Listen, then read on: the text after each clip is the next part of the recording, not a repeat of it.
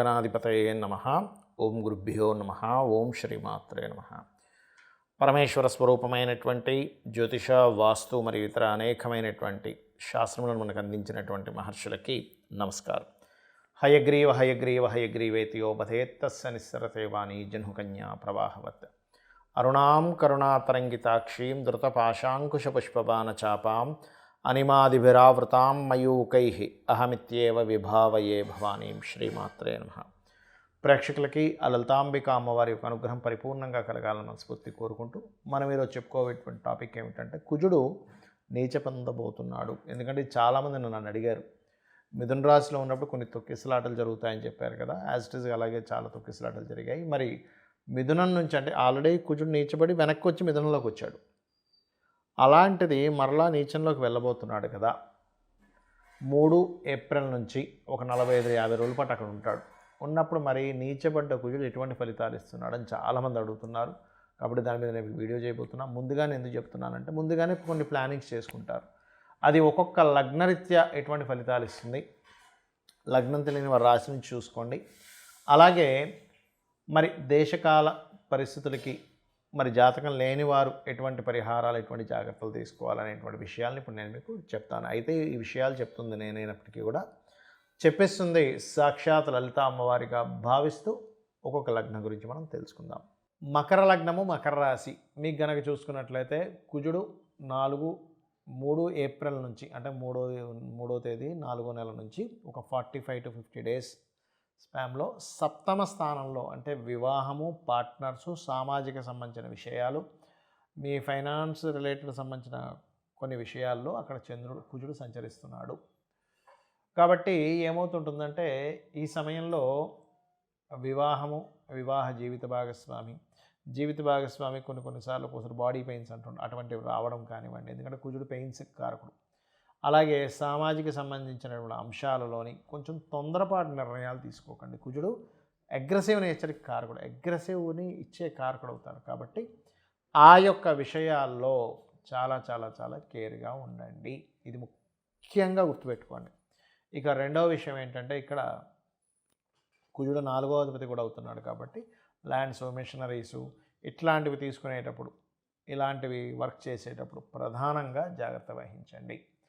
అలాగే మరొక విషయం ఏంటంటే ఇక్కడ గమనించుకున్నట్లయితే ఇక్కడ ఈ కుజుడు 4వ అధిపతి సప్తమంలో ఉండడం వల్ల ఇటువంటి ఫలితాలను చెప్పుకున్నాం. మరి ఏదో ఒక మంచి కూడా చేయాలి కదా అన్నప్పుడు ఇక్కడ ఏంటంటే కొన్ని అగ్రిమెంట్స్ అవుతాయి. కొన్ని అంటే గతంలో ఆగిపోయినటువంటి కొన్ని పనులు మూమెంట్ అవ్వడానికి బాగుంటుంది. ఎందుకంటే ఎంతైనా మీకు చతుర్థాధిపతి అయినప్పటికీ లాభాధిపతి కూడా అయ్యి కొన్ని నీచభంగ రాజయోగాలు కూడా ఇస్తాడు అక్కడ కుజుడు. మరి అంటే అలాంటప్పుడు మరి ఇందులో పర్టికులర్గా ఒక 10 డేస్ దాని ప్రభావం ఉంటుంది. అంటే ఏ డేస్ 10 డేస్ అంటే అశ్విని, భరణి, కృత్తిక 1వ పాదంలో చంద్రుడు సంచరించేటప్పుడు, మేషరాశిలో సంచరించేటప్పుడు మీ క్యాలెండర్లో తీసుకుంటే మీకు అది తెలుస్తుంది ఏ రోజు ఏ నక్షత్రాలు ఉన్నాయని. అదేవిధంగా అశ్విని, భరణి, కృత్తిక 1లో ఉన్నప్పుడు ఏంటంటే కొంచెం విద్యా సంబంధించిన ప్రాపర్టీస్ విషయంలో యోగం ఇస్తాడు. అదేవిధంగా మీరు కుజుడు సప్తమంలో నీచ కదండి, వివాహ విషయంలో డేంజర్ అన్నప్పుడు చంద్రుడు సప్తమంలో సంచరించేటప్పుడు అంటే ఎప్పుడు అది పర్టికులర్గా మీకు పునర్వసు 4వ పాదము, పుష్యమి, ఆశ్లేష నక్షత్రాల్లో సంచరించేటప్పుడు అంటే పార్ట్నర్స్తోని, జీవిత భాగస్వామితో కొన్ని లాభాలు ఇస్తాడు అక్కడ. మరలా తులారాశిలో చంద్రుడు సంచరించేటప్పుడు అంటే ఎప్పుడు అది పర్టికులర్గా చూసుకుంటే చిత్తా 3-4 పాదాలు, స్వాతి నక్షత్రము, విశాఖ 1-2-3 పాదాలు. ఆ టైంలో పర్టికులర్గా మీకు ఉద్యోగ సంబంధించిన విషయంలో, ప్రాపర్టీ రిలేటెడ్ సంబంధించిన విషయాల్లో, ఇట్లాంటి వాటిల్లో అక్కడ కూడా వివాహ సంబంధించిన విషయంలో యోగాన్ని ఇస్తాడు. అయితే ఇక్కడ శతభిషము అంటే ధనిష్ట 3-4 పాదాలు, శతభిషము, పూర్వభాద్ర 1-2-3 పాదాల్లో చంద్రుడు సంచరించేటప్పుడు పర్టికులర్గా మీకు ఈ సమయంలో ఏం చేస్తారంటే కొంచెం ఫైనాన్షియల్ మ్యాటర్స్ విషయంలో ఇంకా అవే ఏమిటో ఏంటో అనుకునేటువంటి సమయంలో కొంత గ్రోత్ అనేది ఉంటుంది, అక్కడ ఇస్తుంది. కాబట్టి ఈ విషయాల్లో ఈ రోజుల్లో మీకు కలిసి వస్తుంది. కానీ మెయిన్గా మాత్రం కుజుడు సప్తమంలో ఉన్నందుకు వివాహము, ల్యాండ్స్ కొనేటువంటి విషయాలు, మెషినరీసు, ఫ్యాక్టరీస్ పెట్టేటువంటి వారు చాలా చాలా జాగ్రత్తగా చూసుకొని చేయండి. ఇక మీరు చేయవలసినటువంటి దేవతారాధన లలిత అమ్మవారి యొక్క స్తోత్ర పఠనం చేయండి. అన్ని విధాలా మీకు బాగుంటుంది. మరి జన్మజాతకం లేదండి, లగ్నం లేదు, లగ్నం తెలియదు, రాశి తెలియదు, నక్షత్రం తెలియదు, మేమేం చేయాలి? ఎప్పుడైనా సరే జన్మజాతకం లేనప్పుడు సహజ మేషం అంటే మేషం నుంచి చూసేసుకోవాలి. మేషాన్నే లగ్నంగా తీసుకొని 4వ స్థానం మీద కుజుడి యొక్క సంచారం కాబట్టి మీరు ఏదైనా ల్యాండ్స్ తీసుకున్నా, లేదా మీరు ఆర్మీ, పోలీస్ డిపార్ట్మెంటు, సెక్యూరిటీ సర్వీసెస్లో ఉన్నవాళ్ళు కొంత జాగ్రత్తగా ఉండాలి దేశకాల పరిస్థితులు చూసుకుంటే.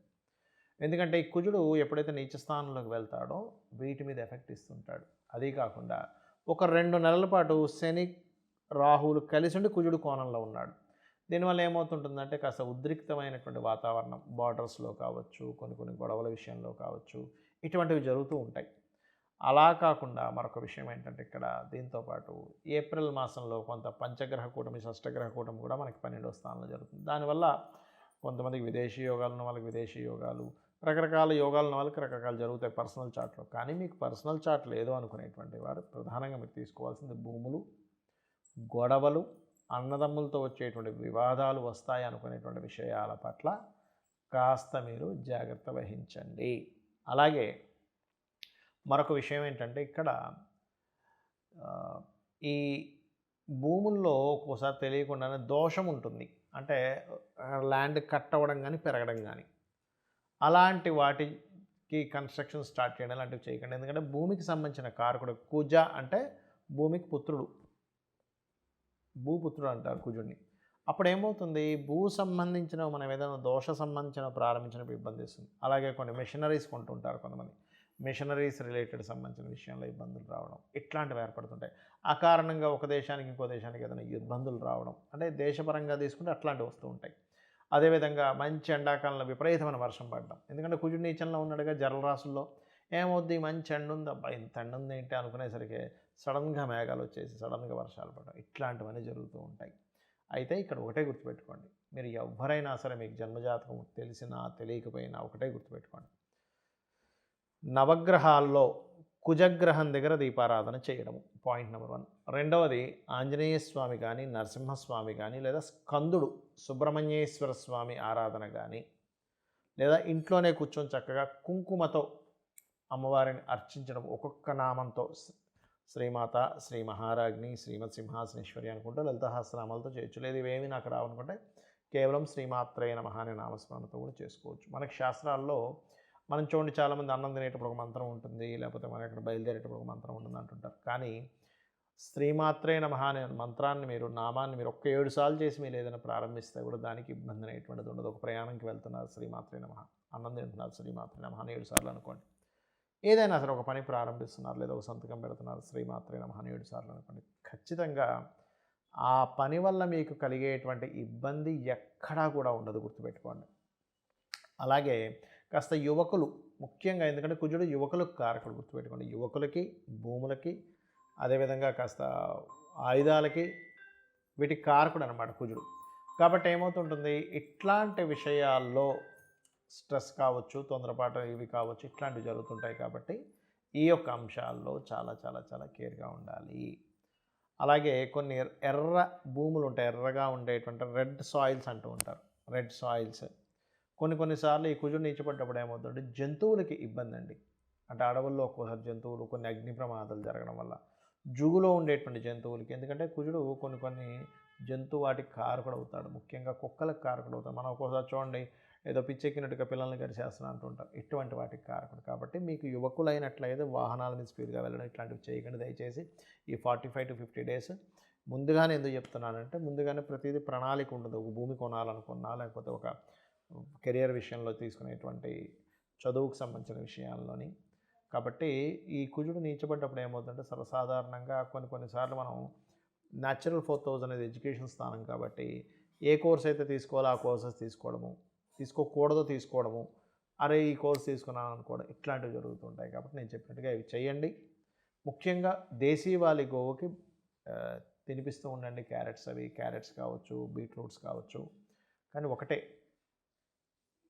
అర్థం చేసుకోండి, ఏంటంటే ఈ సమయంలో ఉద్రేకమైనటువంటి నిర్ణయాలు, ఆలోచనలు చేయకూడదు. శ్రీమాత్రే నమః.